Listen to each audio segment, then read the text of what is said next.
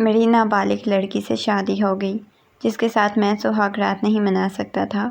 وہ میری محبوبہ کی بہن تھی اور میں اس کے قریب جانے کا سوچ بھی نہیں سکتا تھا، مگر جب دلہن کے روپ میں اس کو دیکھا تو میری نگاہیں اس کے وجود کا طواف کرنے لگیں۔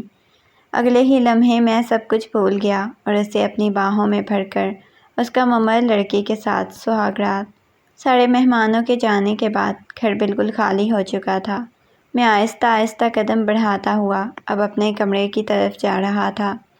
میرے ایک ہاتھ میں سگریٹ تھی، مجھے سمجھ نہیں آ رہی تھی پھر میں نے کمرے میں جا کر کیا کرنا ہے۔ گھر والوں کی ضد کی وجہ سے میں نے اس کے ساتھ شادی تو کر لی تھی، اب کمرے میں بیٹھی میرا انتظار کر رہی تھی۔ میں اسے کیا فیڈر بنا کر دیتا یا پھر اس کی تربیت کرنے لگ جاتا، مجھے کچھ سمجھ نہیں آ رہی تھی۔ میں نے آہستہ سے جا کر کمرے کا دروازہ کھولا۔ میں نے تو ایک دفعہ بھی اس لڑکی کو نہیں دیکھا تھا، وہ کیسی ہے بس اتنا معلوم تھا کہ وہ چھوٹی ہے مجھ سے، بہت زیادہ چھوٹی، اور مجھے نہیں معلوم تھا کہ لوگ اپنی عزت بچانے کے لیے اپنی معصوم اور چھوٹی بیٹیوں کو سولی پر کیوں لٹکا دیتے ہیں۔ میں نے کتنا منع کیا تھا کہ مجھے اس بچی کے ساتھ شادی نہیں کرنی، کیونکہ میں ایک مرد تھا اور وہ میری بیوی تھی، میں کسی قیمت پر بھی اس سے دور نہیں رہ سکتا تھا۔ میں نے جا کر کمرے کا دروازہ کھولا تو وہ سامنے ہی کمرے کا جائزہ لے رہی تھی، ایک ایک چیز کو اٹھا کر دیکھ رہی تھی۔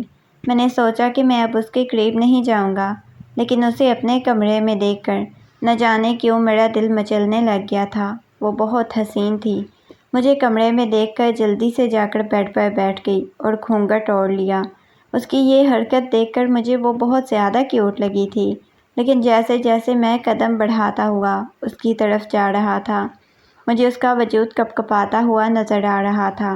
ابھی میں اس کے پاس جا کر بیٹھا ہی تھا کہ اچانک ہی وہ کہنے لگی، انکل آپ کیا میرے ساتھ اس کمرے میں رہیں گے؟ اس کی یہ بات سن کر میرا ماتھا ٹھنکا۔ میں نے غصے میں اس کی طرف دیکھتے ہوئے کہا، یہ انکل کس کو بولا ہے؟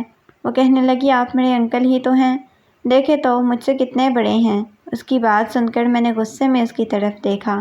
میں نے کہا، میں کوئی تمہارا انکل نہیں ہوں، بلکہ میں تمہارا شوہر ہوں۔ میرا نام ایان ہے اور آئندہ مجھے اسی نام سے پکارنا۔ میرے اس طرح غصے میں بولنے پر وہ بہت زیادہ ڈر گئی تھی۔ کہنے لگی، آپ اتنا اونچا کیوں بول رہے ہیں؟ میں آہستہ بھی تو سن سکتی ہوں، اتنا زیادہ غصہ کرنے کی کیا ضرورت ہے؟ اس کی بات سن کر میں نے کہا، تم میری بیوی ہو؟ کہنے لگی، جی مجھے پتہ ہے، مجھے اماں نے بتایا تھا کہ آپ میرے شوہر ہو۔ وہ مسلسل بولے جا رہی تھی، نہ جانے دنیا جہان کی باتیں اس کے پاس کہاں سے آئی تھی، وہ مجھے بتائے جا رہی تھی، لیکن میری نگاہیں اس کے وجود کا طواف کر رہی تھی۔ میرا جی چاہ رہا تھا کہ ایک پل میں اس لڑکی کو اپنی باہوں میں بھر لوں۔ وہ بہت حسین تھی، بار بار میری نگاہیں اس کے ہونٹوں پر جا رہی تھی جو کہ مسلسل ہل رہے تھے۔ وہ نہ جانے کیا کہانیاں مجھے سنا رہی تھی، لیکن میرا سارا دھیان اس کی طرف تھا، اس کے چہرے پر تھا، اس کے حسن پر تھا۔ دل تھا کہ اپنا حق لینے کی ضد کر رہا تھا، بار بار کہہ رہا تھا کہ تم اس پر حق رکھتے ہو، کیوں اس سے دور بیٹھے ہو؟ اس کے قریب جا کر اس سے اپنی محبت سے روشناس کرواؤ۔ لیکن اگلے ہی لمحے میں نے اپنے جذباتوں کو سلانے کی کوشش کی۔ وہ چھوٹی بچی ہے، پاگل ہو گئے ہو کیا؟ تم اس کے بارے میں کیا سوچ رہے ہو؟ اس نے بساختہ ہی میرا ہاتھ پکڑ لیا اور یہ حد تھی، اب اس سے دور رہنا مشکل لگ رہا تھا۔ وہ مجھے کچھ دکھا رہی تھی، اپنے ہاتھوں کی مہندی دکھا رہی تھی۔ کہنے لگی، اس میں آپ کا نام بھی لکھا ہوا ہے، مجھے ڈھونڈ کر دکھائیں۔ لیکن اب اس کا نام ڈھونڈنے کی طرف میرا بالکل دھیان نہیں تھا۔ میں نے اسے اپنے بازوؤں میں پھاڑ لیا۔ وہ مجھ سے دور جانے لگی، اچانک ہی رونے لگی۔ کہنے لگی، مجھ سے دور رہیں؟ جی آپ کیا کر رہے ہیں؟ لیکن اس کی ساری باتیں اگنور کر رہا تھا۔ اس کے بعد اس کے رونے سسکنے کی، ہر چیز کی پرواہ کیے بغیر میں نے اسے اپنا ہر حق وصول۔ میں بہت زیادہ خوش تھا، شادی میں بس 2 دن بچے تھے اور میں اسے بہت محبت کرتا تھا۔ اس کے بغیر رہنا میرے لیے بہت مشکل تھا۔ فائنلی اب ہم دونوں ایک ہونے والے تھے۔ مجھے نہیں پتا تھا کہ اس نے میرے ساتھ اتنا بڑا کھیل کھیلنا ہے، وہ میرے ساتھ ایسا کرے گی، میں نے کبھی سوچا بھی نہیں تھا۔ ویسے بہت زیادہ محبت کرتا تھا، ٹوٹ کر چاہتا تھا، لیکن شادی سے 2 دن پہلے وہ مجھے نہ جانے کہاں چھوڑ کر چلی گئی۔ اس کے جانے کے بعد میں نے سوچ لیا تھا اب دوبارہ کبھی زندگی میں شادی نہیں کروں گا، لیکن اس رات کے وقت مجھے ابا نے اپنے کمرے میں بلایا۔ کہنے لگے مجھے تم سے بہت ضروری بات کرنی ہے۔ میں ابا کے کمرے کی طرف گیا۔ جیسے ہی کمرے میں داخل ہوا تو انہوں نے جو بات بولی وہ سن کر میرا دماغ گھوم گیا۔ میں نے کہا ابا آپ کا دماغ تو ٹھیک ہے، یہ اب کیا کہہ رہی ہیں؟ میں ایسا نہیں کر سکتا۔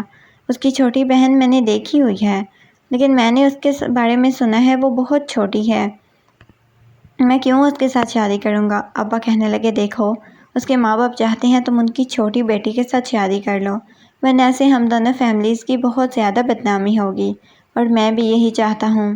میں نے اپنے بابا کی طرف دیکھا اور کہا بابا میں ایسا نہیں کر سکتا، میں بالکل بھی نہیں اس چھوٹی سی بچی پر ظلم کروں گا، بہت چھوٹی ہے۔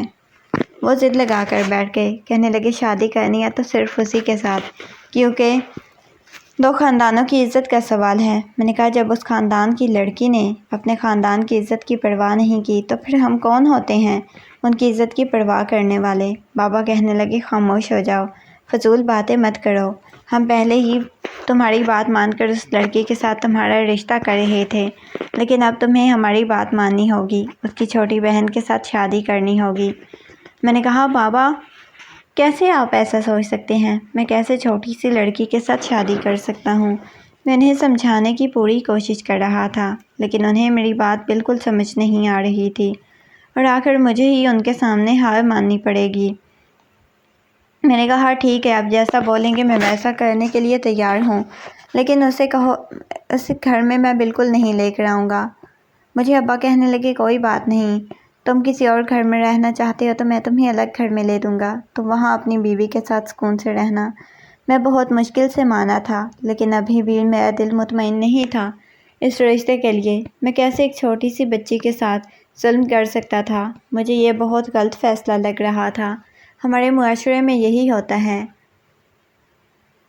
عمر تو دیکھی نہیں جاتی، بس شادی کر دیتے ہیں، بعد میں میاں بیوی کے لیے ہی مسائل پیدا ہوتے ہیں۔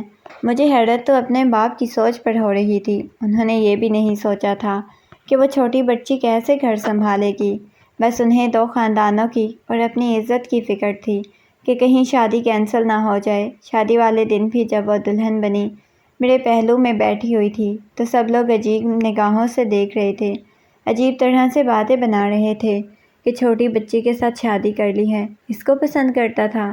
سب کو یہی لگ رہا تھا کہ میں اسے پسند کرتا ہوں، میری محبت کی شادی ہے۔ لوگوں کی باتیں سن سن کر میرا دماغ خراب ہو رہا تھا، مجھے بہت زیادہ غصہ آیا ہوا تھا۔ رات جب میں کمرے میں آیا تو میرا بس نہیں چل رہا تھا اس چھوٹی بچی پر سارا غصہ نکال دوں۔ پہلے تو اس نے باتیں کر کر کے میرا دماغ خراب کر دیا، لیکن میں بار بار اس کے چہرے کی طرف دیکھے جا رہا تھا۔ وہ بلا کی حسین تھی، اپنی بڑی بہن سے بھی زیادہ حسین تھی۔ کیا ہوا جو تھوڑی کم عمر تھی، میں کچھ سال انتظار کر لیتا، اس نے ہمیشہ میرے پاس ہی رہنا تھا۔ وہ باتیں کرتی کرتی سو گئی۔ میں نے آہستہ آہستہ اس کی جیولی اتاری، اسے اپنے بازوؤں کے حصار میں لے کر لیٹ گیا۔ مجھے وہ بہت حسین لگ رہی تھی، نہ جانے کیوں دل بے ساختہ ہی یہ خواہش کرنے لگا کہ اس کی پیشانی پر بوسہ دوں۔ میں اس کے چہرے کی طرف دیکھنے لگ گیا، وہ گہری نیند سو رہی تھی۔ میں نے آہستہ سے اس کی پیشانی پر بوسہ دیا تو وہ سمٹ گئی خود میں ہی، میرے چہرے پر مسکراہٹ بکھر گئی۔